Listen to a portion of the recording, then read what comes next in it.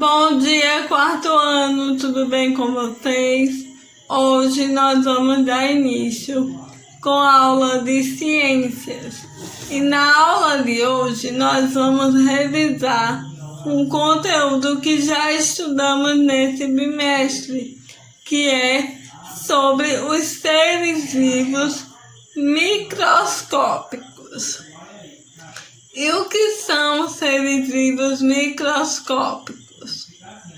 A gente viu que os seres vivos são encontrados em diferentes locais do ambiente. Mesmo onde a gente não consegue enxergar a olho nu, existe lá alguns seres vivos microscópicos que, quando utilizamos o microscópio, nós conseguimos enxergar. E esses seres tão pequenininhos, tão minúsculos, que a gente não consegue enxergar a olho nu, são chamados de seres vivos microscópicos. Eles podem estar presentes no ar, na água, no solo ou até mesmo nos animais. Aqui na página 195 tem um resumo bem legal desse assunto e nós vamos acompanhar agora. Então peguem aí o livrinho na página 195. Antes de irmos responder as atividades, eu quero passar uma revisão com esse conteúdo. Então, no ar que a gente respira, na folha das árvores em decomposição, no iogurte que você toma, no recreio, no interior do intestino, os seres vivos microscópicos estão presentes em todas as partes. Nos ambientes, por exemplo, existem diversos seres vivos microscópicos, como os fungos, protozoários e as bactérias. Alguns desses seres vivos microscópicos podem ajudar a saúde e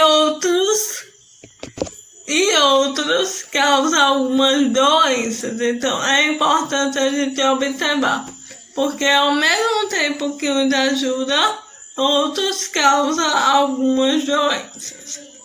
Por exemplo, as bactérias, elas só apresentam uma célula. Em geral, as bactérias só conseguem ser observadas no microscópio. Existem algumas bactérias que ajudam, que auxiliam na saúde, porém existem outras bactérias que são maléficas, que causam algumas doenças que a gente já estudou no decorrer desse bimestre. Então, algumas bactérias e fungos também têm um papel fundamental no ambiente. Por quê? Porque tanto as bactérias como os fungos realizam a decomposição da matéria orgânica. Isso é um ponto positivo. Porém, como já falamos, existem outras bactérias e outros fungos que são maléficos. Por exemplo, o bolor, que é um fungo que dá muito no pão, quando o pão está envelhecido ou em alguma comida já velha. O bolor, se a gente comer a comida que está com aquele fungo, a gente vai consequentemente passar mal. Então a gente precisa estar atento ao que é benéfico ou não. E os fungos? As bactérias no geral só têm uma célula. Os fungos podem ter uma ou mais células. E alguns fungos podem ser observados a olho nu e outros fungos não. Outros só conseguem ser visíveis com um microscópio. No corpo humano, por exemplo, no nosso corpinho, existem diversas bactérias que contribuem para a nossa saúde. Também diversos fungos e bactérias auxiliam na produção de alimentos. Então é importante fazer essa releitura de quando que a bactéria é maléfica e quando que ela é benéfica. Nem sempre as bactérias e os fungos vão ser maléficos.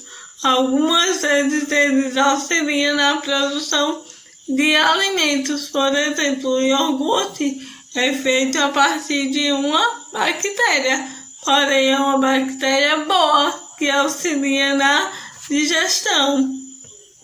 Agora vamos passar para a página 235.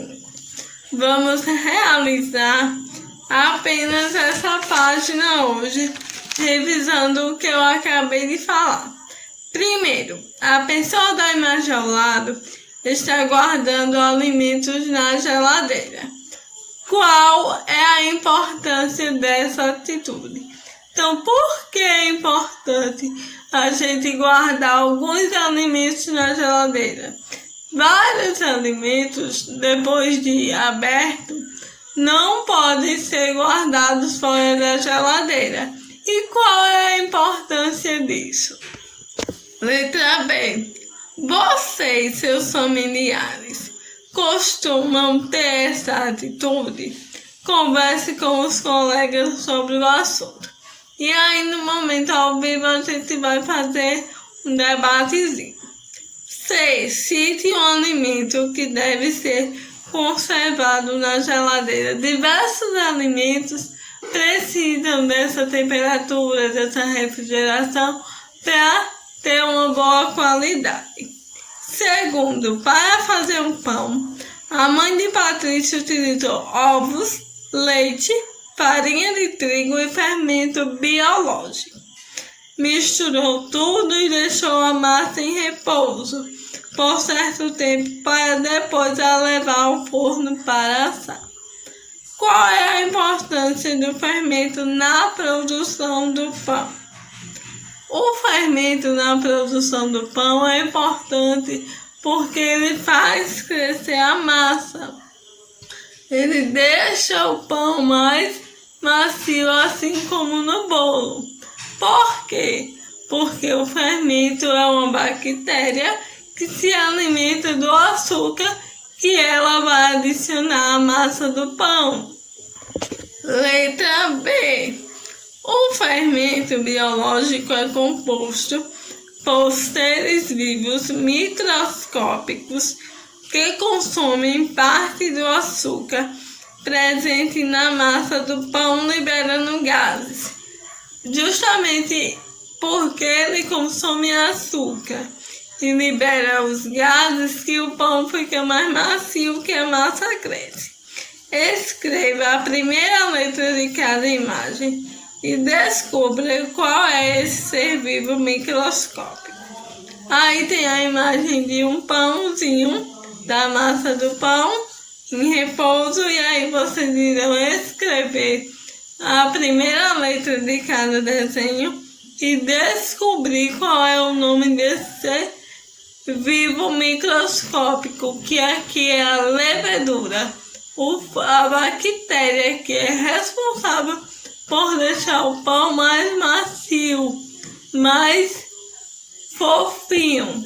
Então hoje vocês irão responder apenas a página 235.